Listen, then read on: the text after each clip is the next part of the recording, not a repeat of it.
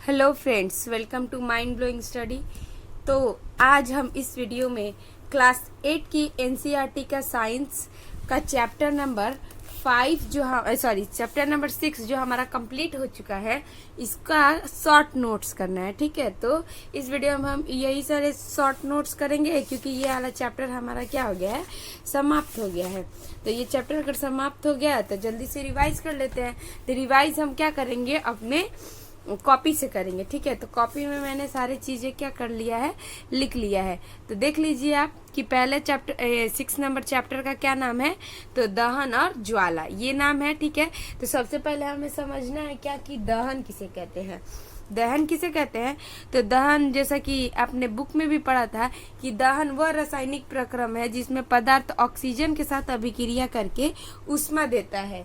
ठीक है, तो वह रासायनिक प्रक्रम जब पदार्थ क्या करता है, ऑक्सीजन के साथ अभिक्रिया करके ऊष्मा प्रदान करता है, तो वही क्या कहलाता है, दहन कहलाता है। और जिस पदार्थ का दहन होता है वो क्या कहलाता है, दाह कहलाता है। तो ये चीजें आपको तो पता ही है क्योंकि हम लोगों ने क्या किया था वीडियो में, जब हम लोगों ने किया था बुक, उस टाइम ही कंप्लीट किया था ये सारी चीजें। ठीक है, तो आगे क्या समझते हैं, ज्वलन ताप किसे कहते हैं। तो दहन के बारे में आपको समझ में आ गया, एक बार और बता देते हैं दहन किसे कहते हैं। तो रासायनिक प्रक्रम जिसमें पदार्थ ऑक्सीजन के साथ अभिक्रिया करके ऊष्मा प्रदान करता है, उसी को क्या बोलते हैं, दहन। और जो पदार्थ का दहन होता है उसको दाह कहते हैं। ठीक है, आगे समझ लेते हैं ज्वलन ताप क्या होता है। ज्वलन ताप क्या होता है कि वह न्यूनतम ताप जिस पर कोई पदार्थ जलने लगता है। तो किसी भी वस्तु का वह न्यूनतम ताप जिस पर वो क्या होता है, जलना शुरू कर देता है, उसी को उसका क्या बोलते हैं, ज्वलन ताप बोलते हैं। तो ये भी आपको समझ में आ गया।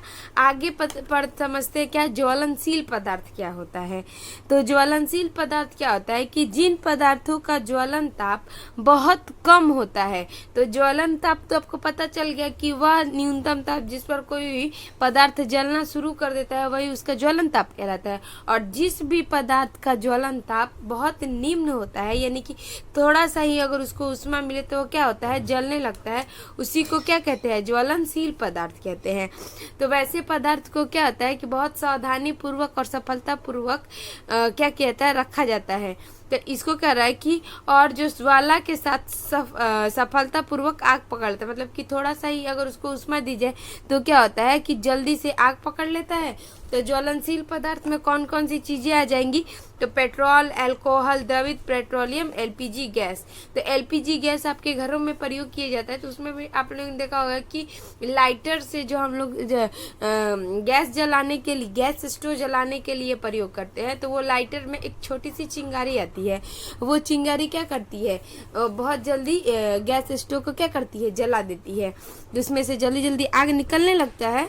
तो ये पेट्रोल भी उसी तरीके से होता है और अल्कोहल भी होता है, वो भी कैसी पदार्थ है, तो ज्वलनशील ही पदार्थ है। आगे पढ़ते हैं तीव्र दहन। तो जो पदार्थ बहुत तीव्रता यानी अर्थात जल्दी जल्दी आग पकड़ लेता है, उसे क्या कहते हैं, तीव्र दहन। ठीक है, तो जो पदार्थ बहुत तेजी से आग पकड़ता है उसको क्या कहते हैं, तीव्र दहन कहते हैं। आगे बोलते हैं क्या, स्वायत्त दहन। तो स्वायत्त दहन से नाम से ही स्पष्ट है कि स्वायत्त मतलब होता है क्या, कि स्वयं। ठीक है, आगे दिया हुआ इसके बारे में क्या लिखा, जिन पदार्थों में बिना किसी प्रत्यक्ष कारण के अचानक लपटों के साथ जलने लगे, उसी को क्या कहते हैं, स्वायत्त दहन। यानी कि फास्फोरस कैसे पदार्थ होता है, फास्फोरस एक ऐसा धातु है जो कि क्या होता है, सिर्फ वायु के संपर्क में आते ही वो क्या होता है, जलने लगता है, तो उसमें अपने आप ही आग पकड़ लेता है। तो उसको क्या कहेंगे, स्वायत्त दहन, जो अचानक ही क्या कर ले, आग पकड़ ले बिना किसी प्रत्यक्ष कारण के। आगे पढ़ते हैं क्या, विस्फोटक किसे कहते हैं। तो विस्फोटक किसे कहते हैं, जैसा कि आपको पता है विस्फोटक के बारे में कि यह एक आकस्मिक अभिक्रिया, मतलब कि अचानक होने वाली अभिक्रिया है। ये क्या करती है, ऊष्मा, प्रकाश और ध्वनि पैदा करती है। तो जो विस्फोटक पदार्थ होते हैं वो क्या करते हैं, ऊष्मा, ध्वनि और साथ में क्या, प्रकाश पैदा करते हैं। अभिक्रिया में बनी गैस बड़ी मात्रा में निकलती है। तो जब अभिक्रियाएं होती है तो वो क्या करती है, उसमें गैस जो होती है बड़ी मात्रा में निकलती है। इस प्रकार का अभिक्रिया अगर आपको दिखाई दे, मतलब क्या कि ऐसा आकस्मिक अभिक्रिया जो अभिक्रिया करते समय ऊष्मा, प्रकाश और ध्वनि उत्पन्न करता है और बड़ी मात्रा में गैस निकालता है, उस अभिक्रिया को क्या बोल दिया जाता है? तो विस्फोटक पदार्थ बोल दिया जाता है। ठीक है, आगे समझ लेते हैं अम्लीय वर्षा के बारे में कि अम्लीय वर्षा क्या होती है। तो कोयला और डीजल के दहन में, जब कोयला और डीजल को दहन किया जाता है, मतलब जलाया जाता है, तो क्या होता है कि सल्फर डाइऑक्साइड गैस निकलता है। तो जब कोयला और डीजल को जलाया जाता है तो उसमें से कौन सा गैस निकलता है? सल्फर डाइऑक्साइड गैस निकलता है। यह अत्यंत दमघोटू और संक्षारक गैस है। तो ये गैस जो होती है सल्फर डाइऑक्साइड, ये कैसा गैस है? दमघोटू, मतलब कि इसमें क्या होता है? दम घुटने लगता है और संक्षारक भी है, किसी भी चीज को क्या करने लगता है? खराब करता है। इसके अतिरिक्त पेट्रोल इंजन नाइट्रोजन के गैसीय ऑक्साइड छोड़ता है। तो जो पेट्रोल जिस वाहन में डलता है तो उसका इंजन जो होता है क्या करता है? नाइट्रोजन के गैसीय ऑक्साइड छोड़ते हैं और सल्फर और नाइट्रोजन के ऑक्साइड वर्षा जल में घुल जाते हैं। तो एक तो कोयला और डीजल के दहन से क्या मिल गया आपको? Sulphur dioxide. और पेट्रोल के जो ये पेट्रोलियम इंजन वाले जो होते हैं वो क्या करते हैं? नाइट्रोजन गैसीय ऑक्साइड छोड़ते हैं और सल्फर और नाइट्रोजन क्या होते हैं? मिलकर, सल्फर और नाइट्रोजन के ऑक्साइड मिलकर कहाँ चले जाते हैं? जल में घुल जाते हैं और वर्षा के जल में घुल जाते हैं तथा जब बारिश होती है तो वह कैसी बारिश होती है? अम्लीय बारिश बन जाती है, यानी कि। और यही अम्लीय वर्षा के कारण ही आपका ताजमहल का कलर कैसा हो रहा है? पीला पड़ रहा है। तो ये भी आपको समझ में आ रही होगी, जो ताजमहल है वो सफेद संगमरमर का बना हुआ है और वो धीरे धीरे क्या हो रहा है? पीला पड़ रहा है। उसको स्टोन कैंसर वो भी बोलते हैं। जो संगमरमर का कलर बदल रहा है वो उसको बोलते हैं कि स्टोन कैंसर हो गया। ठीक है, तो समझ में आ गया कि आपको अम्लीय वर्षा के कारण ही अम्लीय वर्षा कैसे होती है और इसके क्या क्या दुष्प्रभाव पड़ रहे हैं। ठीक है, आगे पढ़ते हैं उष्मीय मान के बारे में। उष्मीय मान क्या है? कह रहा है कि किसी ईंधन के 1 किलोग्राम के पूर्ण दहन से प्राप्त ऊष्मा की ऊर्जा की मात्रा उसका उष्मीय मान कहलाती है। तो किसी भी ईंधन का क्या करना है? 1 किलोग्राम पूरी तरीके से दहन करना है उसका और उसमें देखना है कि उसमें ऊष्मा और ऊर्जा की मात्रा कितनी आ रही है, वही उसका क्या कहलाएगा? उष्मीय मान। ठीक है, ईंधन के उष्मीय मान को हम किस में मापते हैं? तो किलो जूल प्रति किलोग्राम में मापा जाता है, यह भी प्रदर्शित किया जाता है। आगे है क्या? वनोन्मूलन किसे कहते हैं? तो वनों का अत्यधिक कटाई क्या कहलाता है? वनोन्मूलन। ये सारी चीजें इंपॉर्टेंट सब में दी हुई थी, इसीलिए क्या कर रहे हैं कि हम यहाँ पे आपको करवा रहे हैं। तो वनोन्मूलन के बारे में समझ में आ गया। आगे पढ़ते हैं आदर्श गैस क्या होता है। तो आदर्श गैस कैसी होनी चाहिए? आदर्श ईंधन कह लीजिए या फिर आदर्श गैस, ये कैसी होनी चाहिए? कैसे होनी चाहिए? सस्ती होनी चाहिए। पहली बात ये कैसी होनी चाहिए? सस्ती होनी चाहिए। साथ में ये आसानी से उपलब्ध होनी चाहिए और आसानी से जलने वाले और आसानी से वहन योग्य होना चाहिए। तो ये जो आदर्श गैस कैसे होनी चाहिए? एक तो सस्ती होनी चाहिए, दूसरी बात कि ये आसानी से उपलब्ध हो, और तीसरी बात क्या है कि इसे जलाने में और वहन करने योग्य होना चाहिए। इसका मान उच्च होना चाहिए। इसका उष्मीय मान कैसा होना चाहिए? उच्च होना चाहिए। मतलब क्या कि इसकी उष्मीय ऊर्जा क्या कैसी होनी चाहिए? उच्च होना चाहिए। ऐसे गैस या अवशेष नहीं छोड़ता हो जो कि पर्यावरण को प्रदूषित करता हो। तो एक तो ऐसा गैस भी होना चाहिए कि क्या कि अगर उसको जलाया जाए तो वो कैसे ऐसे अवशेष ना छोड़े जो कि क्या करे? पर्यावरण को प्रदूषित करे। तो ये चीजें आपको समझ में आ गई। तो ऐसा क्या होता है कि ऐसे गैस को पाना क्या है? असंभव है। तो आदर्श गैस, लेकिन हाँ ये है कि कुछ कुछ गैस ऐसे हैं जो कि क्या करते हैं? प्रदूषण बहुत कम करते हैं, लेकिन ऐसी कोई नहीं है जो कि क्या करते हैं? पर्यावरण को बिल्कुल ही क्षति न पहुंचाए। ठीक है, तो ये चीज आपको ध्यान रखना होगा। आगे पढ़ते हैं ईंधन के बारे में। ईंधन क्या है? तो घरेलू और औद्योगिक उपयोगों से संबंधित ऊष्मीय ऊर्जा के प्रमुख स्रोत कौन कौन से हैं? तो लकड़ी, काष्ठ कोयला, पेट्रोल, मिट्टी का तेल आदि ये पदार्थ क्या कहलाते हैं? ईंधन कहलाते हैं। तो घरेलू और औद्योगिक उपयोग में जो ऊष्मा के लिए हम जो चीजों का प्रयोग करते हैं वो क्या कहलाता है? तो ईंधन कहलाता है। इसके कुछ कुछ उदाहरण दिए हुए हैं। इसके मुख्य स्रोत क्या है? तो एक तो है लकड़ी, एक होता है काष्ठ कोयला, पेट्रोल, मिट्टी का तेल आदि। ये सारी चीजें क्या है? ईंधन है। ईंधन की दक्षता क्या कहलाती है? तो उसी तरीके से जैसे उसमें ये मान दिया हुआ था कि किसी ईंधन का 1 किलोग्राम के पूर्ण दहन से प्राप्त ऊष्मीय ऊर्जा की मात्रा उसका ऊष्मीय मान कहलाता है। ईंधन का ऊष्मीय मान को किलो जूल प्रति किलोग्राम मात्रक द्वारा प्रदर्शित किया जाता है। तो ये चीज समझ में आ गई। और यहाँ पे एक मोमबत्ती का जो फिगर दिया हुआ तो उसको समझना था कि यहाँ पे जो मोमबत्ती है ये वाली चीज क्या है, मोमबत्ती, और यहाँ पे सबसे नीचे वाली जो चीज होती है वो क्या होती है, यहाँ पे ये वाली ये क्या होती है, बिना जली हुई मोमबत्ती का सबसे आंतरिक क्षेत्र जो यहाँ पे क्या होता है, काला काला होता है।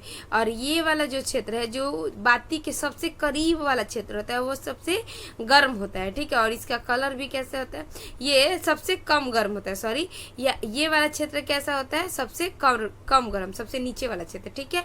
उसके ऊपर वाला क्षेत्र जो है वो आसंकिक दहन, और मध्य ये कैसा होता है, आसंकिक मतलब कि अच्छी तरीके से जल रहा है लेकिन बहुत अच्छी तरीके से नहीं, ये आसंकिक रूप से दहन हो रहा है यहाँ पे, ठीक है। और इसका कलर कैसा होता है, पीला होता है। ये उतना गर्म नहीं होता लेकिन हाँ गर्म होता है, इसकी अपेक्षा ये ज्यादा गर्म होता है। आगे सबसे ऊपर वाला जो भाग दिया हुआ है वो कैसा है, ये होता है पूर्ण दहन। यहाँ पे क्या होता है, पूर्ण दहन। जब पूर्ण दहन होता है तो ऊष्मा भी बहुत अधिक मात्रा में निकलती है। तो जब पूर्ण दहन होता है तो वहां पे कलर कैसा आता है, नीला कलर का, और सबसे ज्यादा गर्म होता है, ठीक है। तो ये चीज आपको समझ में आ गई, मोमबत्ती का कॉन्सेप्ट। यहाँ पे इम्पोर्टेंट जो पॉइंट दिया हुआ है इसको भी समझ लेते हैं कि जो पदार्थ वायु में जलते हैं उन्हें क्या कहते हैं, दाह करते हैं। दहन के लिए वायु में ऑक्सीजन आवश्यक है। अगर कोई भी चीज को जलाना है, दहन करना है, तो उसमें वायु में ऑक्सीजन जरूरी है। अगर ऑक्सीजन नहीं रहेगा तो कोई पदार्थ, कोई भी वस्तु में कोई वस्तु का हम दहन नहीं कर सकते हैं। आगे क्या है कि दहन के प्रक्रम में ऊष्मा और प्रकाश उत्पन्न होती है। तो जब कोई भी पदार्थ का दहन किया जाता है तो उसमें क्या होता है, उसमें ऊष्मा और प्रकाश उत्पन्न होता है, ठीक है। आगे है ज्वलन ताप, वह न्यूनतम ताप है जिस पर कोई भी दाह्य पदार्थ आग पकड़ लेता है। तो कोई भी दाह्य पदार्थ कब आग पकड़ लेता है, जब उसका ज्वलन ताप उसके बराबर होता है तो वो उसमें क्या कर लेता है, आग पकड़ लेता है।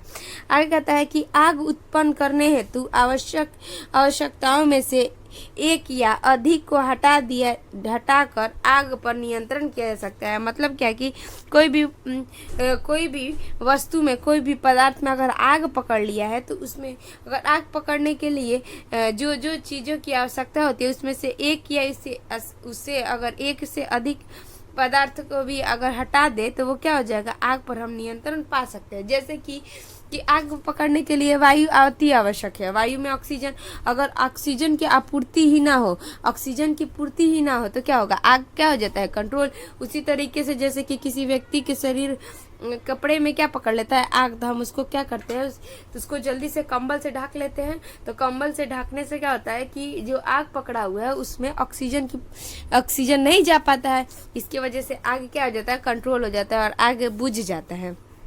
आगे है आग पर नियंत्रण पाने हेतु सामान्यतः जल का प्रयोग किया जाता है। तो आग पर नियंत्रण पाने के लिए मतलब कि सामान्यतः मतलब जनरल क्या होता है कि सबसे आसान तरीका क्या होता है कि हम जल उस पर डाल देते, तो जल डालने से भी क्या हो जाता है, आग बुझ जाता है। लेकिन कुछ पदार्थों में आग जैसे जल डालने से नहीं बुझता है। जैसे कि तेलीय पदार्थ हो गया, जैसे कि पेट्रोलियम हो गया।